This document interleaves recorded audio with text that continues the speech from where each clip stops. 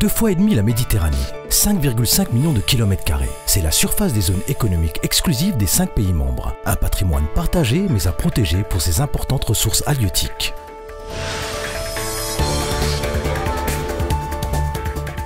Elles sont vitales pour les économies et la population de l'océan Indien. Afin de dissuader les prédateurs, la Commission de l'océan Indien a mis sur pied une stratégie afin de réprimer la pêche illicite tout en assurant une gestion durable de la pêche dans les zones économiques exclusives de chaque État membre.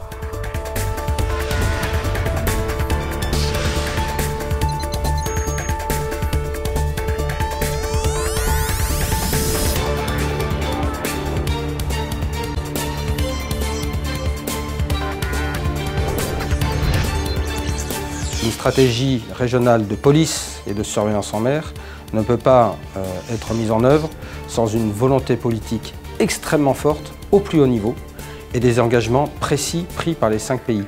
Et en ce sens, le plan régional de surveillance des pêches s'appuie tout d'abord sur un sommet des chefs d'État qui a eu lieu en 2005, au cours desquels les 5 chefs d'État ou de gouvernement se sont prononcés en faveur et ont donné mandat au gouvernement, à leurs administrations, de préparer cette stratégie régionale de surveillance des pêches.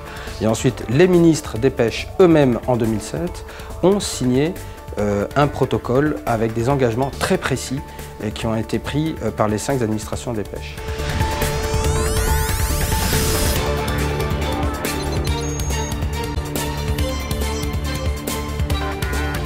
Île de la Réunion. La base navale Port des Galets, au port, abrite l'un des CROSS du gouvernement français. À La Réunion, le Centre régional opérationnel de surveillance et de sauvetage, CROSS, a pour mission principale d'assurer la sécurité maritime. Il assure une surveillance des pêches 24 heures sur 24 grâce à un dispositif radar satellite et à une forte présence de navires patrouilleurs dans la zone.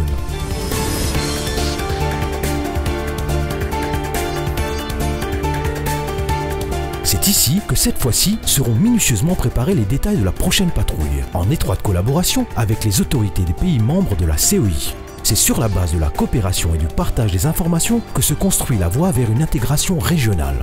Aussi, dans l'espace maritime indiano-océanique, les actions opérationnelles sont organisées en synergie. Le cadre régional empêche les prédateurs de profiter des pratiques nationales cloisonnées. Une mission de surveillance des pêches dans le cadre de la CEI, ça se déroule à peu près de cette manière-là. Vous allez avoir une cinématique qui va être établie en fonction de l'unité de surveillance qui est choisie, qui va partir d'un port et qui va rallier un autre port. Cette unité va donc traverser des zones économiques qui sont sous la juridiction nationale des États de la CEI. En fonction de ces zones traversées, la CEI va mettre en place à bord de ces navires des inspecteurs des pêches qui sont donc territorialement compétents pour mener des contrôles dans les ZEE et qui vont donc, en fonction des ZEE, prendre chacun leur tour la conduite des opérations.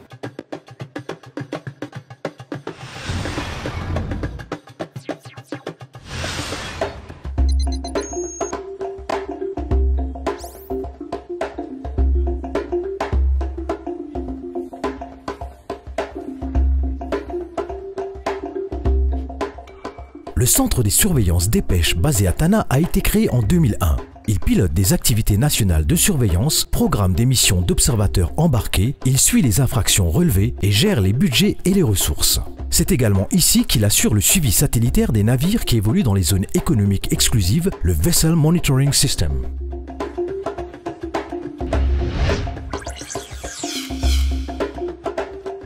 Nous avons donc 3 patrouilleurs, à savoir l'Atsante, le Tenrumasu, qui sont des patrouilleurs de haute mer, et un patrouilleur côtier qui est le Telnifi et qui est en mission actuellement.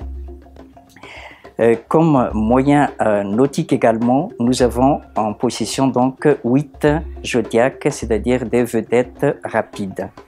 À part cela, nous avons aussi des avions de surveillance affrétés à une compagnie qui est donc régie par un appel d'offres. Comme moyen roulant, parce que Madagascar a une surveillance aussi bien maritime que continentale, nous avons 8 véhicules tout-terrain.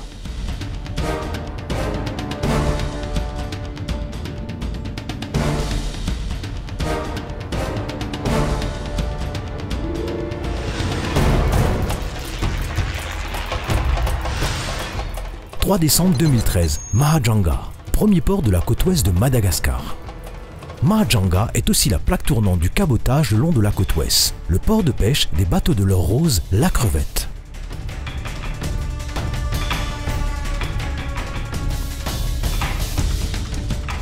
Le patrouilleur AdSense, mis à disposition par le Centre de surveillance des pêches de Madagascar par l'Union européenne, s'apprête à apparier pour le compte des États de la CEI. Un service logistique et d'approvisionnement assure les besoins en denrées, en carburant ainsi qu'en personnel.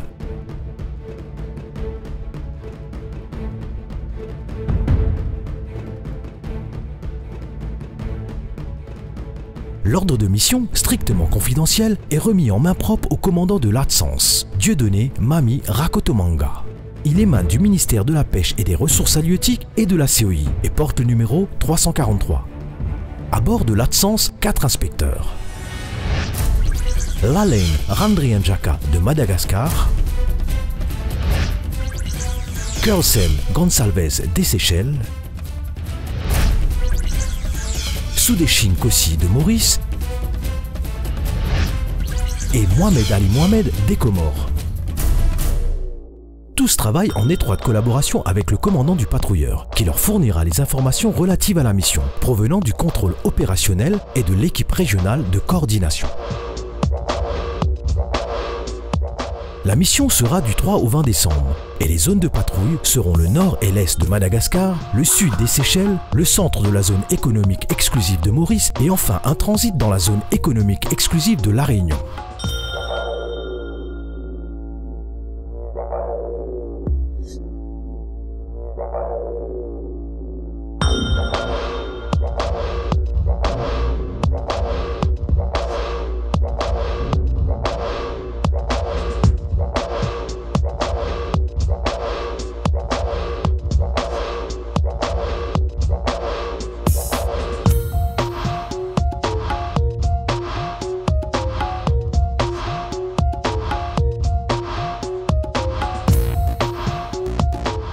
À bord également une équipe de protection, embarquée à titre de légitime défense anti-piraterie.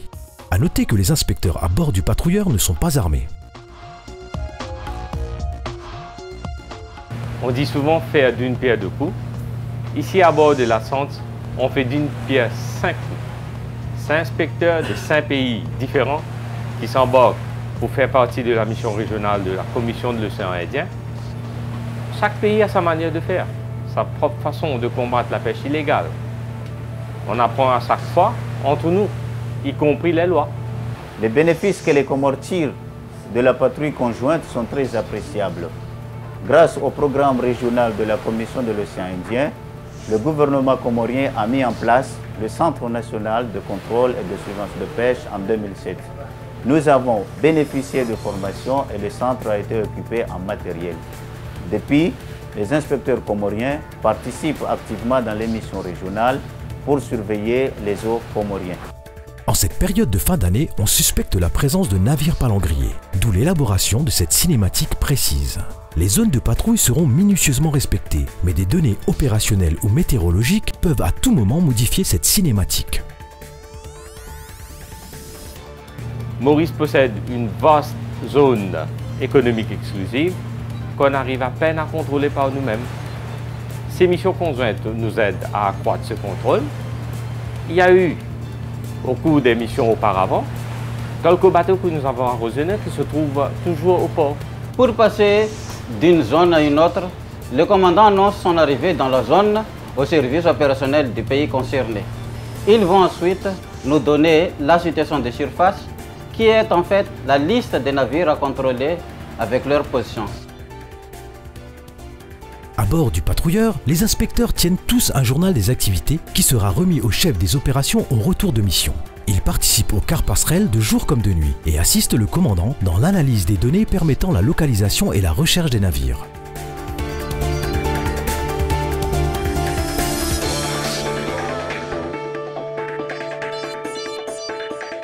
Mes relations avec les autres inspecteurs à bord sont très amicales. Quand on est à bord, on forme une seule équipe, on mange ensemble, on partage les mêmes cabines, on échange les idées. Il n'y a pas une différence entre les inspecteurs. Ce qui nous diffère, c'est juste notre drapeau, que lui c'est un Comorien, l'autre c'est un cessez-le-feu.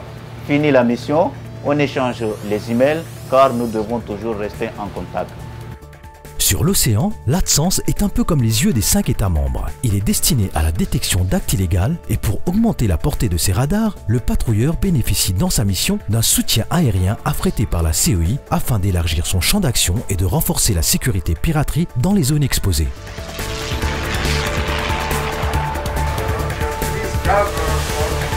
Au moment de monter à bord d'un bateau à contrôler, on se sent fébrile. On ne sait pas exactement ce qu'on va voir. Mais l'équipe des inspecteurs et les militaires sont là, ils nous entourent. Ensuite, l'inspecteur qui a le leadership prend les commandes et nous l'aidons autant qu'on peut. Vérifier tous les papiers et faire la visite. En tant qu'inspecteur, je suis la personne habilitée à inspecter un navire de pêche dans ma zone. D'abord, je vérifie si ce navire a une autorisation de pêcher dans la zone. Ensuite, je demande s'il a fait la déclaration d'entrée dans la zone. Before we have to board any fishing vessel, we have to get a radio contact with the vessel to confirm the name of the vessel. Then we have to check if the vessel is on the approved vessel list which have the license. We proceed to the inspection of the fish wells. The main objective of this inspection is to see if there is any illegal fishing done, such as dolphins. We have to check if there is any shark fins, which is more than the quota that is provided by the Indian Ocean Tuna Commission concerning the ratio of weight to the number of fins. If everything is okay, we sign the papers and we proceed ahead.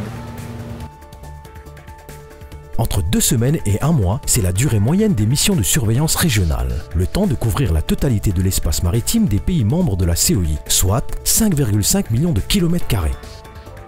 La contribution du navire ATSANS dans le cadre du projet de surveillance des pêches régionales de la CEI n'est plus à démontrer. Depuis le début du projet fin 2007, les unités comme l'ATSANS ont effectué plus de 1000 jours de patrouille en mer et contrôlé des dizaines de bateaux de pêche en situation illégale, sans oublier sa force dissuasive, difficilement mesurable mais efficace. Au départ, ce n'est pas facile, mais à chaque mission, les différences s'effacent. Si l'Europe, avec ses dizaines de pays, sont arrivés à s'entendre, pourquoi pas nous? On partage une histoire commune et nous sommes liés d'une manière ou d'une autre.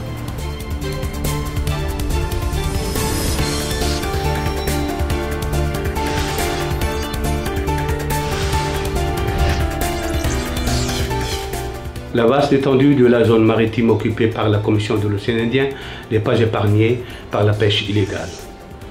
C'est un des principaux obstacles à la gestion durable des pêches. Et la pêche illégale représente une perte importante de revenus pour nos pays, dont dépendent l'alimentation et les moyens de subsistance des populations de nos États membres, sans omettre bien évidemment l'impact environnemental que cela génère. C'est pour cela que la CEI a décidé de se doter d'une stratégie régionale de la pêche et de l'aquaculture en mettant en œuvre plusieurs projets de gestion des ressources halieutiques. Le projet PRSP et le projet Smartfish, financés par l'Union européenne, ils sont en synergie pour la composante suivi, contrôle et surveillance au niveau de l'organisation des patrouilles conjointes, renforcée par une mutualisation des échanges d'informations qu'est le VMS régional.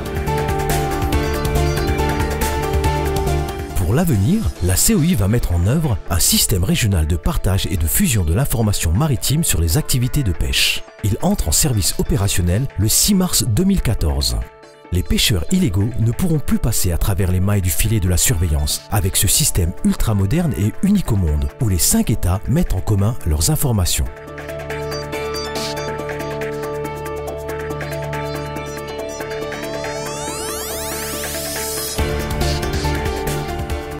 Voilà de bien belles images qui rendent visible l'invisible des actions de la CEI. Très souvent, ces actions qu'on vient de voir se passent hors de nos frontières à 400 ou 800 km. On s'imagine parfois qu'elles n'existent pas parce qu'on ne les voit pas. Ce film rend hommage donc à une des actions phares de la CEI et c'est aussi une des plus belles réalisations de la CEI, emblématique de ce que nous sommes, puisque c'est cette action qui démontre que nous sommes capables de faire ensemble ce que individuellement il aurait été pratiquement impossible. On vient de vous parler de cet espace marin de 5 millions de kilomètres carrés, et sans cette mutualisation de ressources, de moyens, sans cette solidarité, cette surveillance sur un espace aussi large, aurait été tout simplement impossible. Ça coûte de l'argent, il y a besoin de financement. Nous remercions nos partenaires européens, de l'Union européenne, qui soutiennent ce projet, qui maintenant passe dans une nouvelle phase. Il faudra par la suite que nos États s'impliquent également, parce que la pérennisation passera par une implication aussi de nos États pour protéger ce patrimoine qui nous appartient à tous.